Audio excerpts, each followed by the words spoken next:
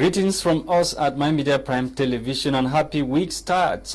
You on to the program The Brief, your very bilingual program dedicated to the review of striking headlines in the papers in Cameroon. Today we have a lone headline talking about the visit of Vatican Secretary of State who is on a 6-day working visit in Cameroon.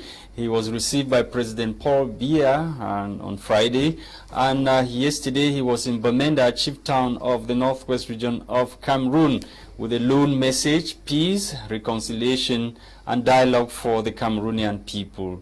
We're welcome once again, and a Tape Kanten is already around as usual to read the headlines in the French language. Bonjour, Kanten. Bonjour, Monsieur Lacha. Bonjour, chers téléspectateurs de My Media Prime TV, votre télévision préférée. Bienvenue à cette grande revue de presse de tous les jours de l'émission Débrief. Nous allons parcourir les informations telles que traitées par nos confrères de la presse écrite qui travaillent d'arrache-pied chaque jour pour nous donner l'information, surtout la bonne, et nous nous abreuvons toujours à la bonne source pour vous donner l'information qu'il faut. 1er février, première édition de ce mois de février 2021. La presse est diverse.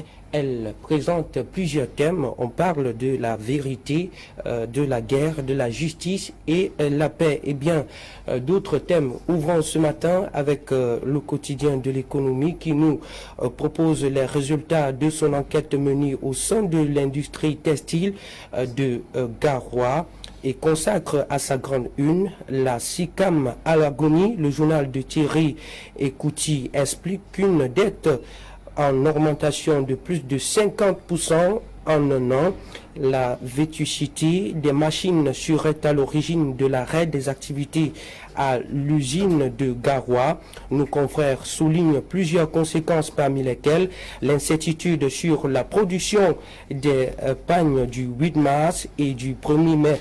En tout cas, les détails de cette information sont à lire à la page 3 de ce journal présent en kiosque ce matin, qui nous parle également des accidents à répétition et nous propose à son pied de une ces mots qui minent la sécurité routière, à retrouver sur la page 5 de ce journal présent en kiosque ce matin.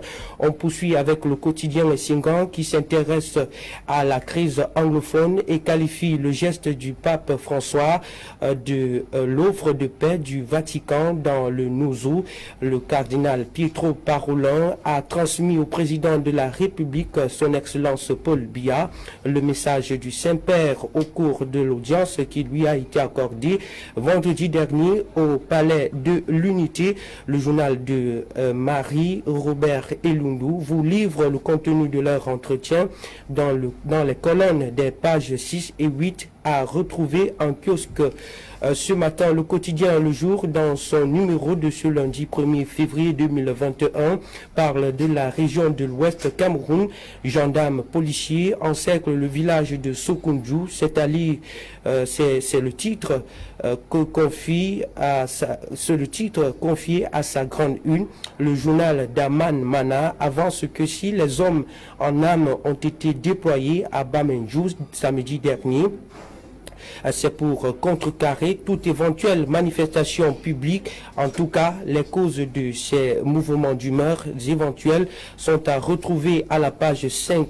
Le même journal, à son pied de une, nous propose une enquête en nous livrant à la page 3 les livraisons pour lesquelles les dirigeants de Gulfin SA sont en prison. On termine ce matin avec Le Soir qui nous présente intégralement le contenu du délit dans la deuxième affaire Kamwata et titre vers la libération à Tangana Kuna. Une interrogation d'ailleurs. Le journal de Armand Bianda nous fait savoir que l'ex-ministre de l'eau et de l'énergie a été interpellé le 22 mars 2018 puis écroué à la prison centrale de Kondengui pour malversation financière du temps où il occupait le poste de directeur général de Kamwata.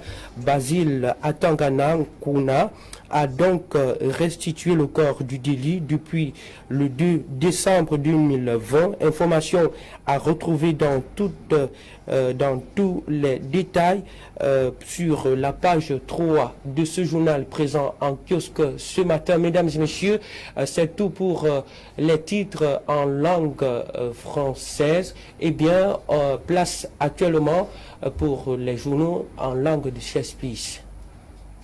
Thank you, Tape Kanten, for the headlines in the French language. This morning, let's kickstart with Le Gideon newspaper. Le Gideon, of course, which is a bit talking about something else, not really the visit of Vatican's Secretary of State to Cameroon. This morning, Le Gideon newspaper focuses on the security challenges facing the Central African sub-region as war rages on. The paper says volatile security engenders surge in Central African region. According to the paper, the war in the northwest and southwest regions of Cameroon, the Boko Haram insurgency in the country's far north, and the lack of a strong central authority in the Central African Republic have created loopholes through which criminals are able to slip with their nefarious activities undetected, says the paper. So many children are being trafficked, according to the paper, in the northwest and southwest regions, in the far north region of Cameroon, and in Central or neighboring Central African Republic, due to the crisis ongoing in these two countries. And Shan 2021, Cameroon finally picks up tickets for the semi-finals.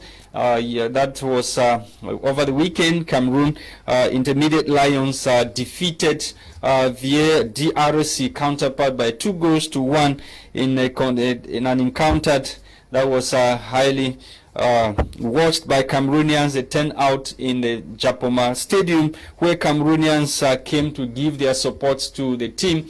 Notwithstanding, there is so much controversies, as we are told by the paper, surrounding the competition, as the first COVID-19 test had revealed that 13 players were tested positive, and the CAF had to intervene and order for a second COVID-19 test, which later revealed just 3 team members had COVID-19, stirring anger in the DRC supporters, even in their home country, where the ambassador, Cameroon's ambassador to DRC, had to write and request for security on him and Cameroonians who are residing in DRC.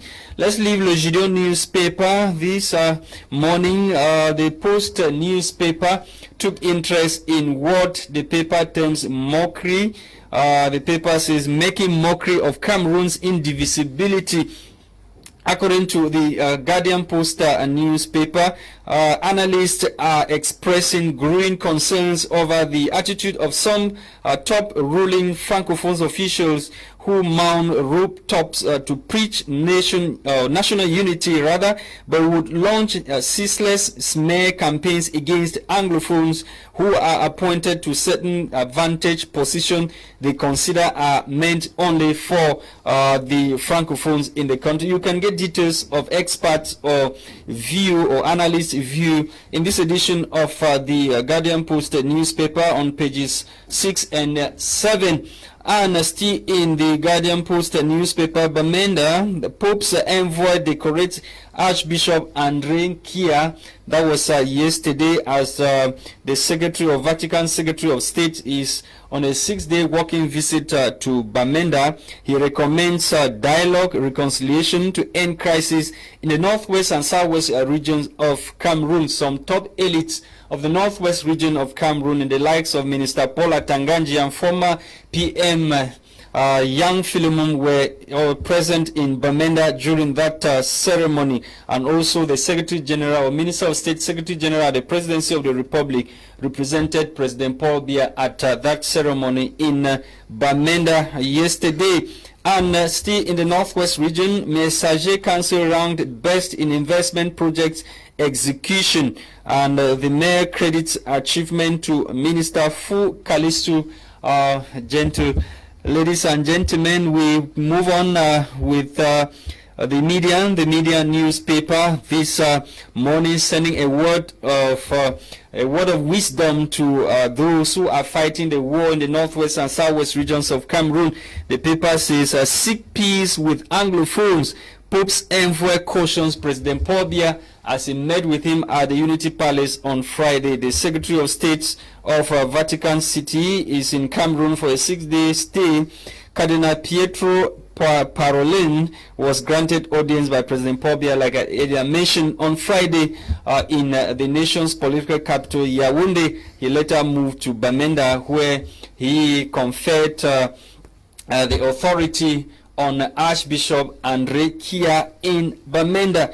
That was yesterday. We end with the Post newspaper. The Post this morning also took interest in Pope's Envoy, who has asked Ambazonia fighters to drop their arms. He sent a strong message to the Ambazonia fighters, urging them to drop their weapons and embrace peace, dialogue, and reconciliation, as the war has been ongoing for over 4 years now. That's how the English newspaper saw it this morning, televiewers. We are back in the studio to meet with our guest, former MRC detainee, who is now an evangelist in the likes of Sir Mutaga Silvanus Tifu.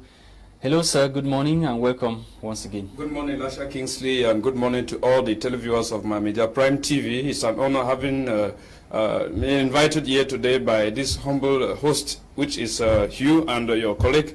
I want to thank the Lord Almighty, because it's the first day of the month of February 2021, and the number 2021, if you want to go into metaphysics, you add 2 + 2 + 1, it will give you the number 5, which is the year of grace. Thank you so much. You're welcome, sir. Let's kickstart with this disturbing news coming from Le Gideon newspaper, talking about the porous nature of security in the Central African sub-region, where many children are reported to have been, trafficked by these criminals, what the paper terms criminals, in the northwest and southwest regions of Cameroon, in the far north region where the war on Boko Haram is ongoing, and in the Central African Republic, where there have been security concerns or worries over there for several years now. So many children being trafficked by criminals unnoticed. Mr. Lashan Kingsley, yesterday I was with one of my friends. He's a business merchant in the Central African Republic. He does business there. So he wanted us to go to the Central African Republic. But since my passport got expired some year ago, he told me it would be very, very risky for me going by road. So I have to remain in the country here for maybe 3 months while waiting for Mbangangele to produce my my passport. If we want to look at the security situation in the Central African Republic, I want to say it is very precarious, and it's been fostered by the fact that some warlords sponsored by the West, because of their egocentric tendencies, those of exploiting raw materials, natural resources in the Central African Republic, have decided to place the country on chaos. But I want to say this is time for the African continent as a whole to join hands together and see exactly what has to be done to ensure that peace return in the Central African Republic. Because if we're expecting that the peace process will be fostered and maybe achieved by the French, Russia is equally in. Russia has come into Central Africa. Russia has just come in simply because they look at their intervention as a source of avarice for their countries. There is nothing that the West does for nothing. They come in because they know that there is something they have to benefit from behind. I said one time that America, as they look at America, they have the policy of pulling the cash first. When they see that their interest is highly secured, they will come in form of humanitarian intervention. But like I told you, if Africa thinks that we have to remain a very strong continent, what affects one nation must obviously affect the other one, because communities do not live in isolation. Let me borrow what Franklin Roosevelt said one time. If a free people cannot save the few, if a free people cannot save the few that are perishing, they cannot protect the few that are rich. It's high time we look at the Central African Republic's problem as an African problem. Equally in the northwest and southwest regions, as well as the far north region, and we equally have this issue. Children are also being trafficked. How do these people get away with this crime without?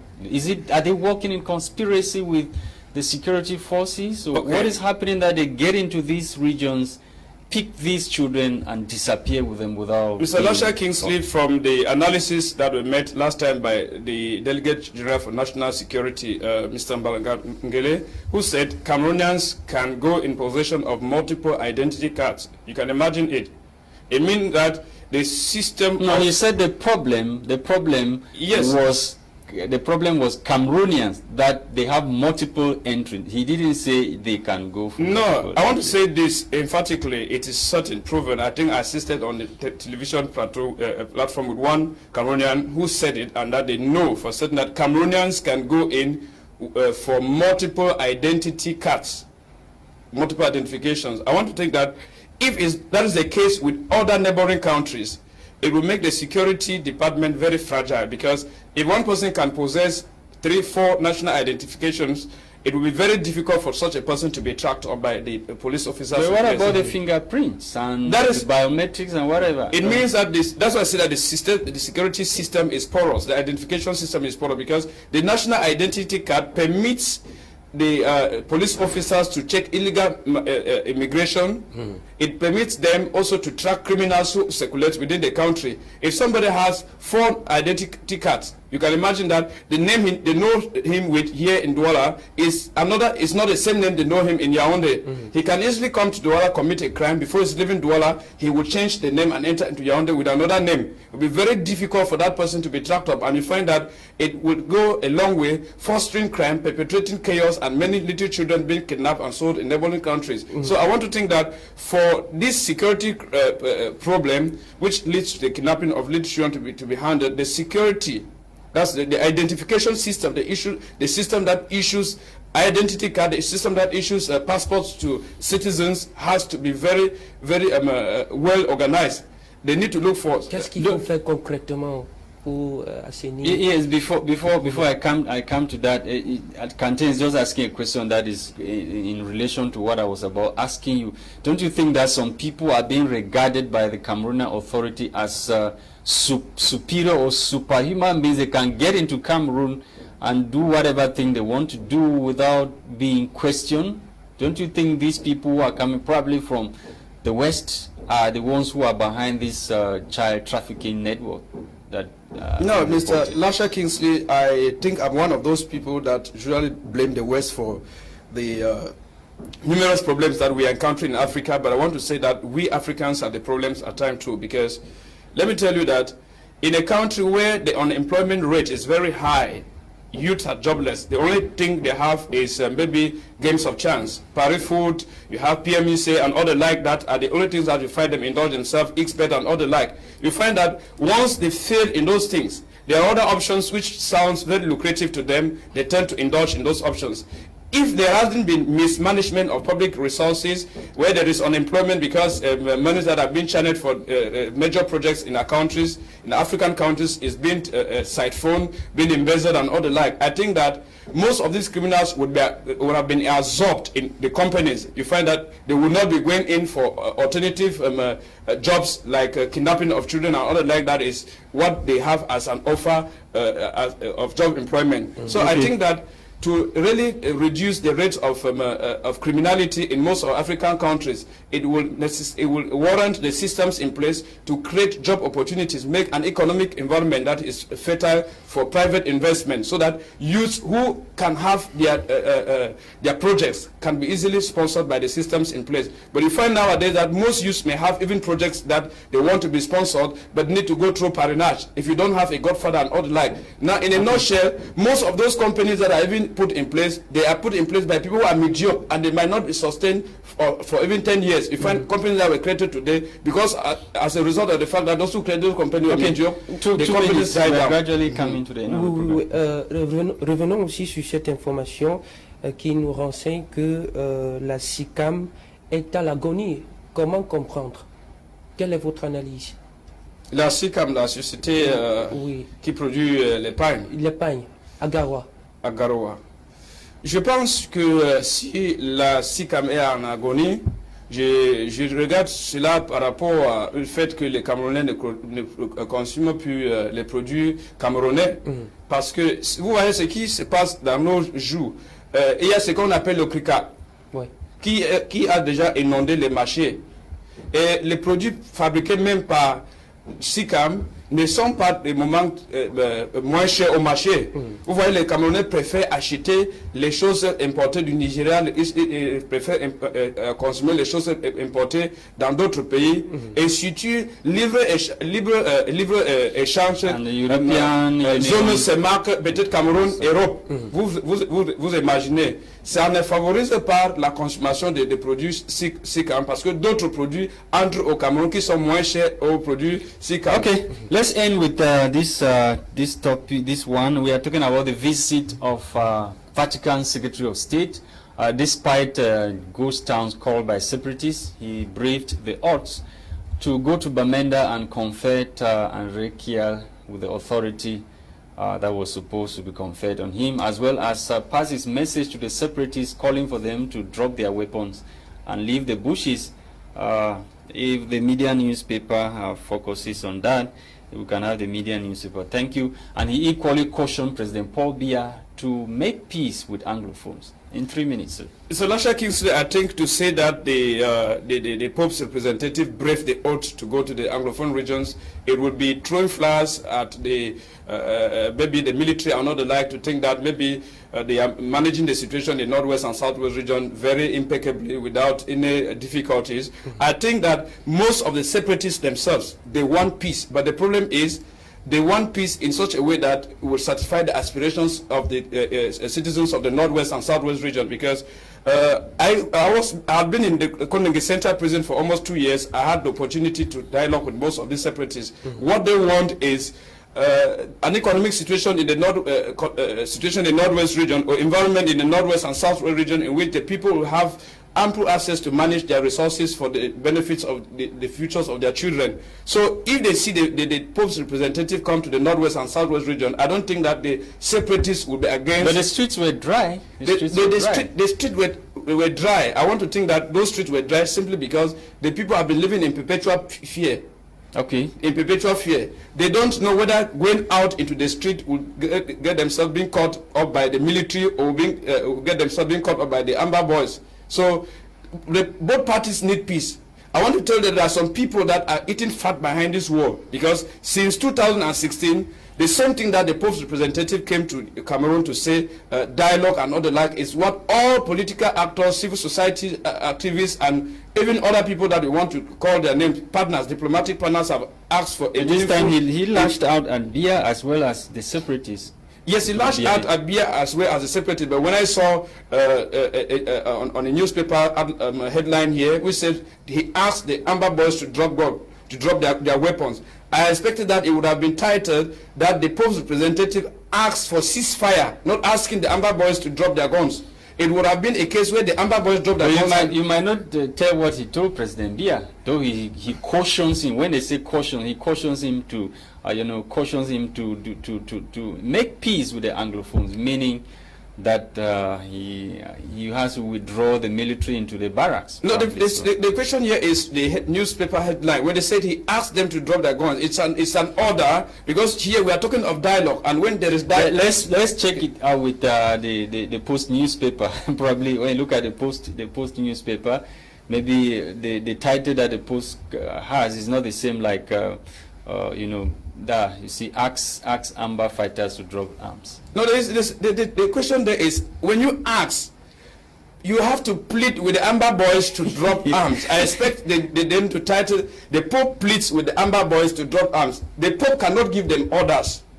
These people did not voluntarily pick arms to fight the regular army. When you're asking, is like a request. You're making a request. No, the question is ask. Sometimes the word ask, they say words hides words. When I say I plead with you, it's different from saying that I ask you to. It's like an order, a form of order. Just like I said these guys did not just decided to, they didn't decide to carry arms on their own. There was something that pushed them to do so. I think it's high time. In 30 seconds, do you think this the Pope's Envoy visit is a step towards the right direction? It is a step toward the right direction. Much needed dialogue. Yes, it's a step toward the right direction, because I think this is what Cardinal Tumi has been asking for. It's what most Cameroonians have been asking for. Knowing that the Pope is a man of God, I think his impact, his representatives stepping his feet in the Northwest and Southwest region has a spiritual import. Just his feet there can maybe deliver the land of the evil spirits that have been working in that land for over these 4 years, and then maybe soften the hearts of the Amber boys and all, even the government in place, and then pave the way for them. We saw Ngongo, we saw Minister Tanganji. Regrettably, that we did not even see top opposition leaders like Professor Maurice Kamto. I want to think of Nijon Fundi and all the like. It still shows that the government is still in their logics of handling the crisis alone, without forgetting to know that when there is a national crisis like this one, it calls for the participation of everybody.